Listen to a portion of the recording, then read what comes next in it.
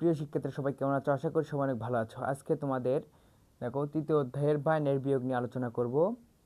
তো ভিডিওটি ভালো লাগলে অবশ্যই চ্যানেলটি সাবস্ক্রাইব করতে পাশেই থাকবা। বেশি কথা না বলে চলো ভিডিওটি শুরু করি। দেখো বাইনারি আমরা বিয়োগ করব, তার আগে আমরা শিখবো হচ্ছে দশমিকের বিয়োগ। আমরা যেগুলো সচরাচর বিয়োগ করে থাকি সেগুলো সবসময় করে থাকি দশমিকের বিয়োগ। দশমিকের বেজ হচ্ছে কত? 10। তাই আমরা দেখো আমরা যখন দশমিকের বিয়োগ করি তখন আমরা এটা শূন্যকে আমরা কত ধরি, এর সাথে 10 যোগ দিই। দেখো আমরা এখানে শূন্যর সাথে আমরা 10 যোগ দিয়ে 10 হয়, 10-এর ভিতরে 5 বাদ দিলে আমাদের এখানে 5 হয়, তারপর হাতে থাকে হচ্ছে 1। এভাবে আমরা বিয়োগ করি। তারপর হাতে থাকে 1, হাতের 1 এই বাম পাশে নিচের সাথে যোগ হয়, তারপরে এই উপরটার সঙ্গে এই নিচেরটা বিয়োগ হয়। তারপর 1-এর ভিতর থেকে 1 বাদ দিলে এখানে হয় হচ্ছে 0। দেখো 10-এর ভিতর থেকে 5 বাদ দিলে তাহলে কত হলো? 5 পেলাম। তাহলে এভাবে আমরা দশমিকের বিয়োগ করি। দেখো তাহলে কীভাবে আমরা বিয়োগ করি, দেখো যদি উপরে ছোট সংখ্যা থাকে আমরা তার সাথে কি করি, বেসটা আমরা যোগ করি। দশমিকের বেস যেহেতু 10, আমরা 10 যোগ করি। ঠিক সেরকমও আমরা যখন বাইনারিতে উপরের ছোট সংখ্যা পাবো তখন আমরা বাইনারি বেসটা তার সাথে যোগ করব, তার সাহায্য নিতে হবে। তারপরে এটা দেখো আমরা আর একটা দশমিকের বিয়োগ করি। দেখো 15-এর ভিতর থেকে 7 বাদ দিলে আমরা কত সেটা তো জানি, 8 বাড়াই।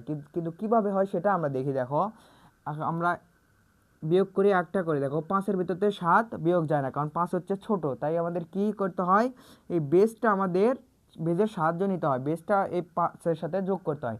তা 10 আর 5-এর যোগ করলে হয় 15। 15-এর ভিতর থেকে আমরা 7 বাদ দিই, তাহলে এখানে হয় হচ্ছে 8। এখানে আমরা 8 লিখি, আর হাতে থাকে হচ্ছে 1 আমরা এই বাম পাশে নিচেরটার সাথে যোগ হবে। তাহলে 1-এর ভিতর থেকে 1 বাদ দিলে কত হয়? 0। তাহলে এইভাবে আমরা দশমিকের বিয়োগ করি। ঠিক সেরকম আমরা বাইনারির ক্ষেত্রেও একই রকম সিস্টেম অ্যাপ্লাই করব। দেখো আমরা যেখানে উপরে ছোট সংখ্যা দেখব সেটার সাথে বাইনারির বেসটা যোগ করে দেব, তাহলে আমাদের উত্তর হয়ে যাবে। দেখো আমরা এটা অঙ্ক করি। দেখো 1-এর ভিতর থেকে 1 বাদ দিলে এটা তো জানি আমরা 0, আমরা 0 লিখি। তারপরে দেখো 1-এর ভিতর থেকে 1 বাদ দিলে আবার 0 আমরা লিখি। তারপরে এখানে আর কোনো সংখ্যা নেই, আমরা ওইটা লিখি 0 0 1। এটা হচ্ছে উত্তর। তারপরে এটা দেখো 1-এর ভিতর থেকে 1 বাদ দিলে 0, এটা আমরা লিখলাম।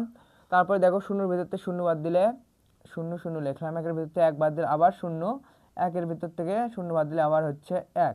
দেখো সবগুলোই এরকমই হয়েছে, কিন্তু এটা দেখো 0-এর ভিতর থেকে 1 বিয়োগ যাবে, কারণ 0 হচ্ছে ছোট আর 1 হচ্ছে বড়। তাহলে কি করতে হবে, ওই দশমিকের মতো বেসটা সাহায্য নিতে হবে, বেজের সাহায্য নিতে হবে। তো আমরা বেস এই 2 আছে, তাহলে 2-এর সাথে আমরা 0 যোগ করলে পাই হচ্ছে 2। তাহলে 2-এর সাথে 2-এর থেকে যদি আমরা 1 বাদ দিই তাহলে এখানে হচ্ছে 1, আর হাতে থাকে 1। যখনই আমরা বেজের সাহায্য নিছি তখন এখানে হাতের 1 ছিল, এখানেও থাকবে 1। তাহলে 1টাই কোথায় যোগ হবে? বাম পাশে নিচেরটার সাথে যোগ হবে। তাহলে এখানে 1 আছে আর 1 এখানে যোগ হল, তাহলে এখানে হলো 2। তাহলে 2 আর উপরে আছে হচ্ছে 0, তাহলে 0 থেকে কি 2 বিয়োগ যাবে?